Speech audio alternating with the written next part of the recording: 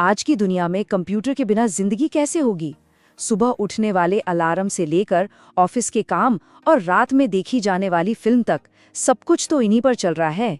लेकिन कभी सोचा है कि ये कमाल की टेक्नोलॉजी आखिर आई कहाँ से? चलिए आज इसी सफर पर निकलते हैं। कहानी शुरू होती है एक बहुत ही दिलचस्प सवाल से। एक ऐसी मशीन जो इतनी बड़ी थी कि उसे रखने के लिए एक पूरा का पूरा कमरा चाहिए होता था। जरा इसको देखिए, ये है ENIAC, दुनिया के शुरुआती इलेक्ट्रॉनिक कंप्यूटरों में से एक। साल था 1946 और ये कोई छोटी मोटी मशीन नहीं थी। ये करीब 15,000 वर्ग फुट में फैली थी और इसका वजन 30 टन था। जी हाँ, 30 टन। सच में एक दैत्य जैसा दिमाग। तो सवाल ये है कि वो 30 टन की मशीन आज हमारी जेब में कैसे फिट हो गई। ये कहानी है उस जबरदस्त बदलाव की, उस क्रांति की, जिसने टेक्नोलॉजी की दुनिया को हमेशा हमेशा के लिए बदल कर रख दिया। इस कहानी की जड़ों तक पहुंचने के लिए हमें इतिहास में थोड़ा पीछे चलना होगा। उस दौर में जब हिसाब किताब की मुश्किलों को सुलझाने के लिए इंसान ने पहली बार मशीनों के बारे में सोचना शुरू किया था।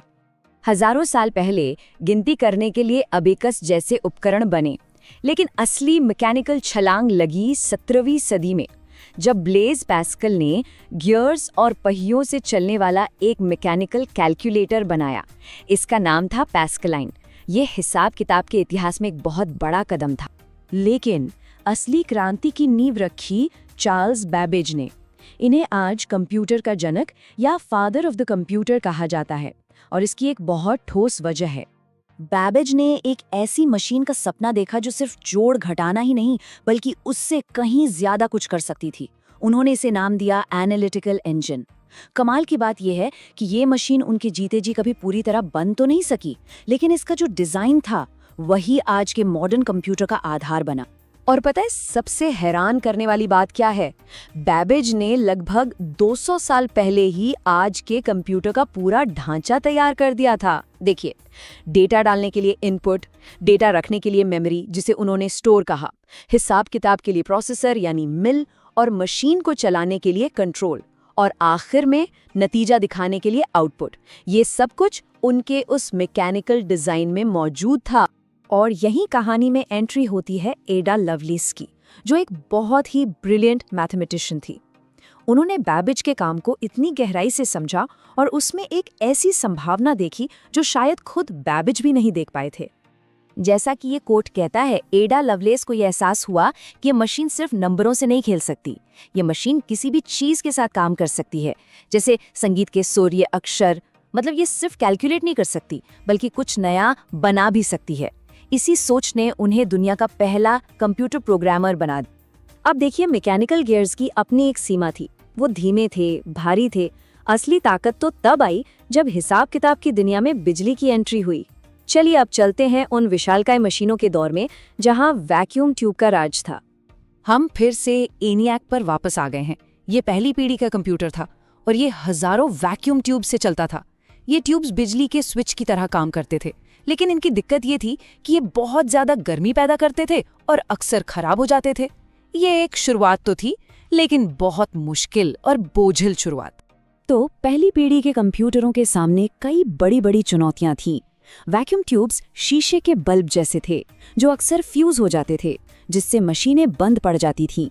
इनका साइज इतना बड़ा था कि इन्हें सिर्फ बड़ी बड़ी कंपनियां या सरकारें ही रख सकती थीं, और इन्हें चलाने के लिए इतनी बिजली लगती थी जितनी एक छोटे मोटे शहर को चाहिए होती है। इन समस्याओं का हल ढूंढना बहुत जरूरी था। और बस यहीं से शुरू हुई वो क्रांति जिसने सब कुछ बदल दिया। एक के बाद एक ऐसे आविष्कार हुए जिन्होंने कंप्यूटर को छोटा, तेज, सस्ता और ज्यादा भरोसेमंद बना दिया। इसी को हम कंप्यूटर की पीढ़ियों यानी जेनरेशंस के तौर पर जानते हैं। पहला और सबसे बड़ा धमाका हुआ 1947 में, ट्रांजिस्टर का आविष्कार। ये काम तो वैक्यूम ट्यूब वाला ही करता था, लेकिन ये सॉलिड स्टेट था। मतलब इसमें कोई जलने वाली चीज नहीं थी। ये बहुत छोटा था, तेज था, ज्यादा भरोसेमंद था और गर्मी भी बहुत कम पैदा करता था। इसने कंप्यूटर की दूसरी पीढ़ी को जन्म दिया। लेकिन कहानी यहाँ रुकी नहीं। इसके बाद आई तीसरी पीढ़ी, इंटीग्रेटेड सर्किट के साथ।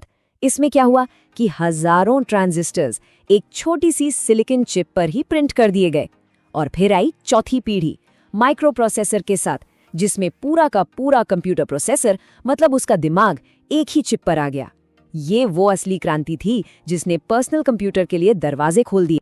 ये टाइमलाइन दिखाती है कि तरक्की की रफ्तार कितनी तेज थी। सोचिए, सिर्फ कुछ ही दशकों में हम कमरे जितने बड़े कंप्यूटरों से पर्सनल कंप्यूटर और फिर इंटरनेट तक पहुंच गए। हर नया आविष्कार अगले आविष्कार की नींव रखता गया और रफ्तार बस तेज और तेज होती गई। तो इन सभी क्रांतियों के बाद चलिए अब आज के ज़माने में आते हैं और देखते हैं कि ये सारे सिद्धांत आज हमारी जेब में रखे डिवाइस में कैसे काम कर रहे हैं। ये डिजाइन कुछ जाना पहचाना लग रहा है ना? बिल्कुल, ये तो चार्ल्स बेबेज के एनालिटिकल इंजन जैसा ही है। जानकारी इनपुट डिवाइस से, जैसे हमारी स्क्रीन, सेंट्रल प्रोसेसिंग यूनिट यानी सीपीयू तक जाती है, वहां उस पर काम होता है और फिर आउटपुट डिवाइस यानी हमारी स्क्रीन पर हमें नतीजा दिखता है। वही बेसिक तरीका जो लगभग 200 सालों से चला आ रहा है। तो कंप्यूटर का जो दिमाग है यानी सीपीयू, वो असल में 3 मुख्य काम करता है। पहला है कंट्रोल यूनिट, जो एक ट्रैफिक पुलिस की तरह है। ये बताता है कि कौन सा काम कब और कैसे करना है। दूसरा है एएलयू यानी अरिथमेटिक लॉजिक यूनिट। ये वो जीनियस है जो सारे मैथ्स और लॉजिक वाले काम करता है। और तीसरा है मेमोरी, जो एक छोटी सी डायरी की तरह है जहां सीपीयू काम करते समय ज़रूरी जानकारी अपने पास रखता है। और अब हम 5वीं पीढ़ी में हैं, जहां कंप्यूटर सिर्फ हिसाब किताब नहीं कर रहे, बल्कि एक दूसरे से बात कर रहे हैं, नई चीजें सीख रहे हैं और आर्टिफिशियल इंटेलिजेंस यानी एआई जैसी टेक्नोलॉजी के जरिए लगातार स्मार्ट होते जा रहे हैं। ये कंप्यूटिंग का अगला दौर है। तो हमने देखा कि कैसे 30 टन की एक विशाल मशीन हमारी जेब में समा गई। ये इंसान की सोच और कभी न हार मानने वाली जिज्ञासा की कहानी है। सवाल अब ये है कि जब टेक्नोलॉजी इतनी तेजी से बदल गई है तो भविष्य में क्या होगा?